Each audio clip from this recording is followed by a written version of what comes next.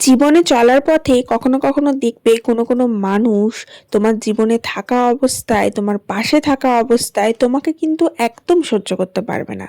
কিন্তু এটা নয় যে তুমি তার কোনো ক্ষতি করেছো বা তুমি তো তার সাথে কোনো খারাপ কিছু করেছো বা খারাপ কিছু বলেছো, এটা কিন্তু একদম নয়। কিন্তু তবুও সে তোমাকে সহ্য করতে পারবে না। তার একটাই কারণ, সেটা হচ্ছে হিংসা। তার একটাই কারণ, সেটা হচ্ছে সে তোমার মতো হতে চায় বা তোমার মতো কোনো কিছু পেতে চায়, কিন্তু সেটা সে হয় করে উঠতে পারছে না বা সেটা সে পাচ্ছে না। এবং সেখান থেকেই জন্ম নিচ্ছে হিংসা এবং অহংকারের। এবং তার ফলেই সে তোমাকে সামনাসামনি ভালো ব্যবহার করলেও পিছনে কিন্তু তোমার নামে শুধু বদনামি করে বেড়াবে। Hello everyone, this is Ivy, welcome back to my channel. ইসা স্টাডিজের নতুন সকালে তোমাদের সকলকে ওয়ার্ম ওয়েলকাম জানাই।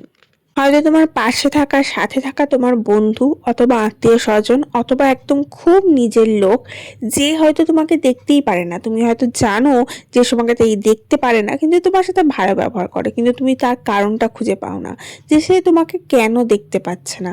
তার কারণ একটাই হচ্ছে, সে তোমার ভালোটা সহ্য করতে পারে না।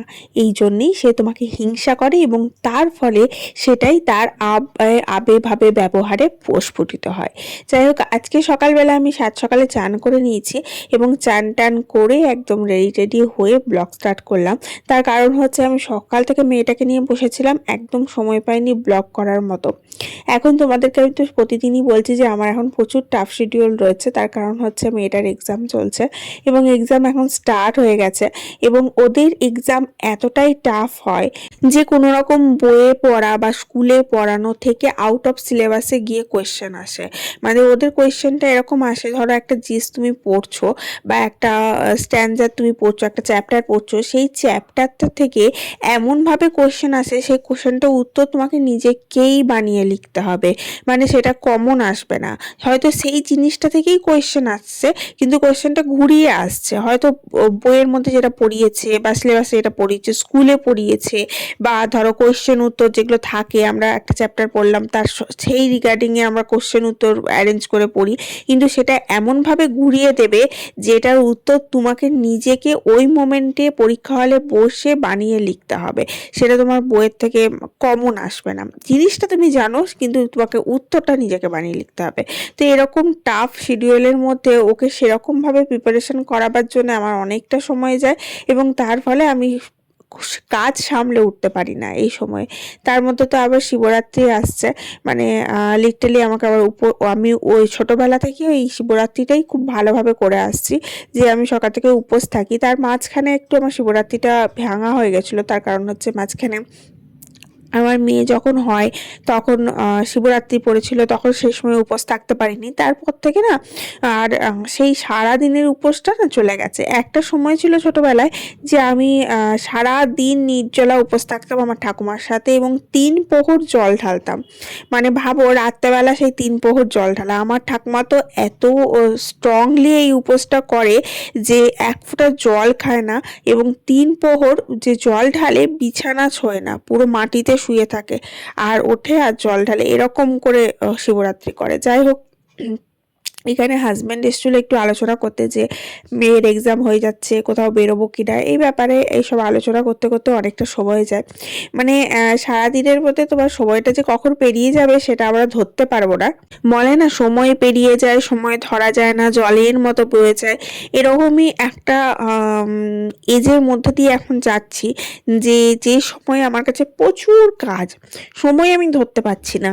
আবার দেখবে একটু বয়স হয়ে গেলে আমাদের এমন একটা এজের মধ্যে দিয়ে আমরা যাব যখন আমাদের কাছে প্রচুর সময়, কিন্তু কাজ কিছুই নেই, তখন সময় পার হবে না। এরকমই মানুষের জীবনটা যায়, যে আমরা ভাবি যে এখন আমার কাছে অনেক সময় আছে, আমি স্ট্রং আছি, এখন আমি কাজ করে যাই, পরে গিয়ে আমি ভালো সময়টা কাটাবো, এখানে ঘুরে বেড়াবো, ওখানে ঘুরে বেড়াবো, কিন্তু সেটা কিন্তু আদৌ হয় না। পরে কিন্তু শরীরের সেই জোরটা থাকে না। পরে কিন্তু আমাদের শরীরের মধ্যে আস্তে আস্তে বাসা বাঁধে বিভিন্ন রোগ, যেমন হাঁটুতে বাঁধা ব্যথা, কোমরে বাঁধা ব্যথা। তখন কিন্তু আর হয় না যে ঘুরতে যাব, এই জিনিসটা কিন্তু আর হয় না। তার জন্য সময় থাকতে থাকতে সমস্ত কিছু করে নেওয়াই শ্রেয়। যাই হোক, বেড কভারটা চেঞ্জ করে দিলাম আজকে। ওয়াশিং মেশিনে এটা ঢুকিয়ে দিলাম, যেদিন কাঁচা হবে একদম কাঁচা হয়ে যাবে। আমি না ওয়াশিং মেশিনে এরকম করে জমিয়ে রাখি, যেদিন দেখি ভর্তি হয়ে গেছে সেদিন কেচে দিই। প্রতিদিন বেশি আমি কাছাকাছি অতটা করি না, আর যেগুলো করতে হয় সেগুলো করি, যেমন রান্নাঘরের কাপড় টাপড়, মেয়েটা স্কুল থেকে এলো ওর জিনিস, এই সমস্ত টুকিটাকিগুলো করি, কিন্তু ভারী জিনিস কিছু কাছি না। আর মাঝে মাঝে আমি এরকম করে টুইস্ট করে দিই ঘরের মধ্যে। এই যে দেখো, ওই বড় গাছটা ওই পাশে দিয়ে দিলাম, জানলা দিয়ে রোদটা আসছে ও পাবে, এবং ছোট গাছটা এদিকে করে দিলাম। আবার কোনো সময় ছোট গাছটা ওদিকে করে দিই, ও রোদ পায়, আবার বড় গাছটা এদিকে করে দিই।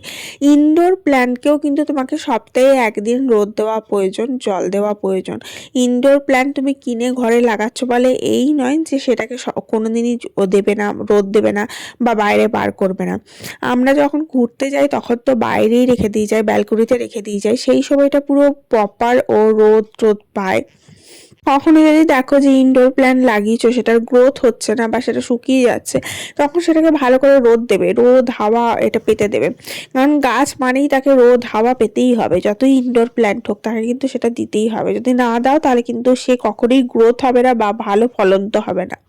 এরই মাঝখানে আমি রান্নাটা সেরে নিয়েছি এবং এদিকে মেয়েটাকে বসিয়ে দিয়েছি পড়তে, এবং ওকে পড়ানোর মাঝখানেও আমি উঠে উঠে একবার করে রান্না করে নিই। তার মাঝে পুজোটাও করে নিয়েছি, কারণ চান করার পরই আমি পুজো করে নিই। অ্যান্ড ব্রেকফাস্টের সময় হয়ে গেছে। আজকে ব্রেকফাস্টে আমি একটু ভালোই ব্রেকফাস্ট বানিয়েছিলাম, কারণ আজকে সকাল থেকেই রুটিনটা যেহেতু স্টার্ট হয়ে গেছে।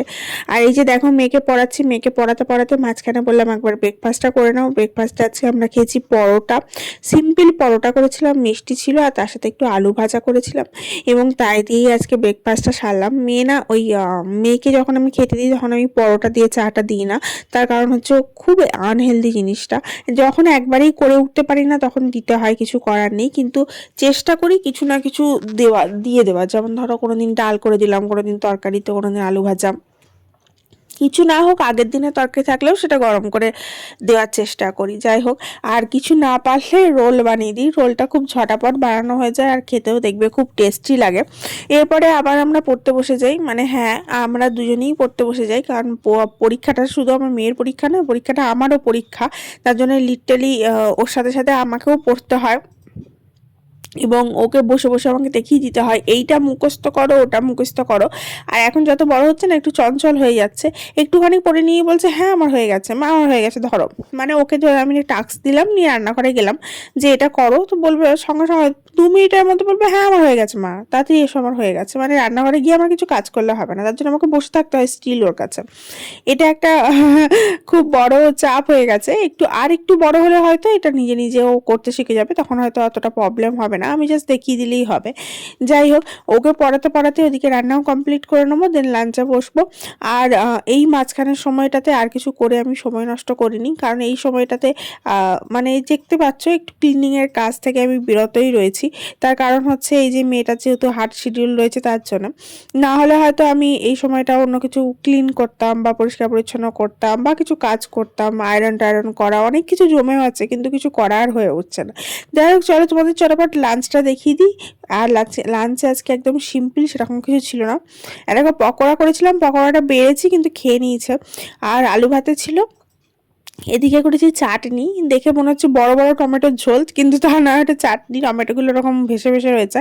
অ্যান্ড এখানে ছিল একটু মাংস, বাস এই দিয়ে আজকে লাঞ্চটা সেরে নেবো। এবং রাত্রেবেলা আমি ওকে নিয়েই বসে থাকবো, সুতরাং এই মাংস করে রাখলাম, এটা দিয়ে রাত্রেবেলা জাস্ট রুটিটা বানিয়ে নেবো, তাহলেই হয়ে যাবে। আর আমার তো কোনো তামঝামের প্রয়োজন হবে না। দেখা হচ্ছে কালকে। তোমরা সবাই ভালো থেকো, সুস্থ থেকো, অনেক হ্যাপি থেকো। Love you guys, by.